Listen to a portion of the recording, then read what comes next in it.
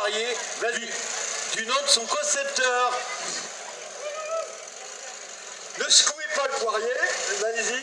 Oh là là, oh là là, oh là là, oh là là là là là là. C'est facile. Ça n'a pas l'air évident, hein. Ça n'a pas l'air évident à conduire. Il nous a fait le coup de la panne, mais la fille est trop jeune. Hein. Elle aurait, bon, 30 ans, on aurait compris. Mais le coup de la panne, ça marche pas.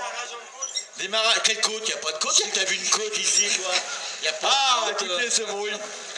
Bon, tu veux qu'on te pousse ou ça va le faire? Ça va le faire. Ouais. Ah, bon, on va le pousser. Oui, on est dans l'originalité de la présentation. Allez. Et on se prend pas au sérieux et parfois il va falloir pousser. Alors c'est par lanceur le démarrage. Et vas-y papy. Allez, vas-y papy. Allez, Allez, elle est silencieuse, elle consomme pas d'essence, mais il faut 3 Bénévolus Retinus. Alors ce poirier c'est quoi à l'origine alors À l'origine, en fait, ça a été fabriqué pour les handicapés de la guerre 14, mais ça a été, Les handicapés de la guerre 14. ça a été fabriqué plutôt dans les années 30. Dans les années 30. Et ceux qui avaient des difficultés à se déplacer en fait. Oui, c'était adapté en fait à toutes sortes de handicaps. Et ensuite, après la guerre, puisqu'il y avait moins d'acier, donc ils ont essayé de fabriquer plus d'éléments comme ça aussi. C'est un véhicule qu'on trouve assez facilement. J'en ai déjà vu quelques-uns moi. Oui, il y en a quelques-uns, il n'y en a pas beaucoup en route. Mais bon, il n'est pas toujours évident à l'amérique, comme vous avez vu. Le moteur bien sûr est à l'arrière, c'est quoi comme moteur? C'est un hydral.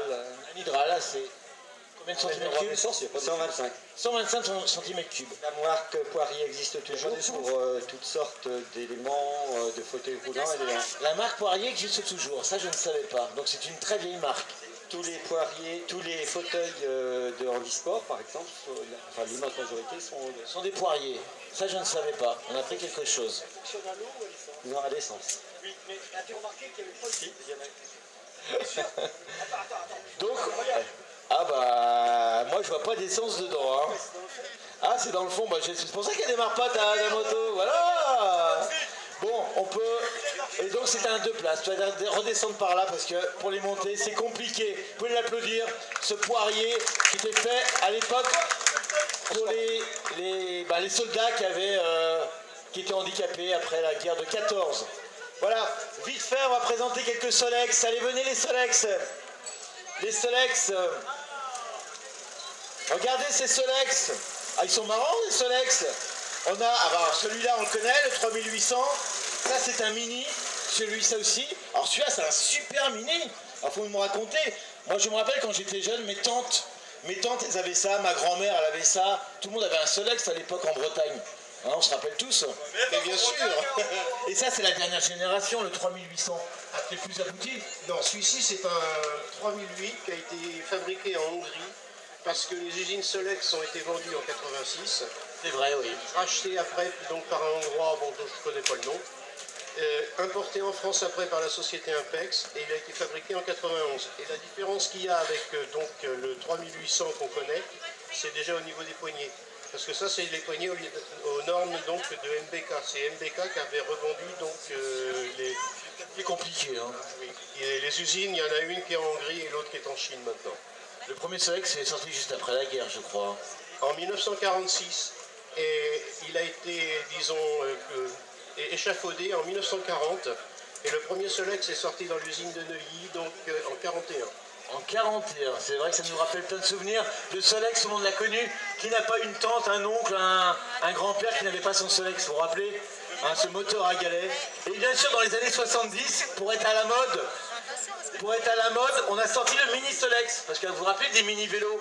Et bien on avait le mini Solex également, pour être branché. Avec des couleurs bien flashy. Avec des couleurs orange, bien flashy. Tu aimes l'orange, toi? Ah, ça y est, tu t'es mis en robe quand même? Quand même. Bon, c'est quoi comme robe, ça? J'en sais rien. Bah alors, bah je sais pas, on va parler chiffon si tu veux. C'est du fait maison. Bah bravo, superbe. Alors, les Solex sont marrants, ces deux-là je connaissais. Par contre, celui-là, c'est quoi comme Solex? Alors c'est un micron, on l'appelle le micron, c'est un Solex. Un micro. Un micron. C'était un Solex qui a été construit au départ pour la sécurité routière. La sécurité routière. Et ensuite, ils ont décidé de faire quelques modèles immatriculés pour aller sur la route. Donc là, c'est un modèle route, celui-ci. Vous vous rappelez quand vous étiez à l'école, si vous avez mon âge, si vous avez 55 ans comme moi, je sais pas quel âge vous avez, on passait le brevet à l'époque, le brevet de sécurité routière. Hein, on le passe toujours, ça existe toujours. On passait, bon, je sais pas quel âge on avait, on passait avec des véhicules comme ça. Et à l'époque, je me rappelle, c'était Saint-Denis qui signait ces brevets. Ça remonte à 70, hein, c'est vieux. Hein. Et donc c'est vrai qu'il y avait ces mini, c'est vrai que je me rappelle très très bien. Aujourd'hui, il ne doit pas en rester beaucoup. Hein. Ça doit être un objet hyper rare. Déjà, ceux-là, ça ne doit pas courir les rues. Donc ça, c'était le Solex 5000. Le fameux Solex 5000. Et vous êtes trop mignons tous les deux. Franchement, vous êtes trop mignons. Avec le petit enfant à côté, vous êtes trop mignons. Trop mignons. On va laisser partir pour les applaudir. Les Solex de plusieurs générations. Bravo à vous. Merci. Eric, je te laisse la main pour les avances.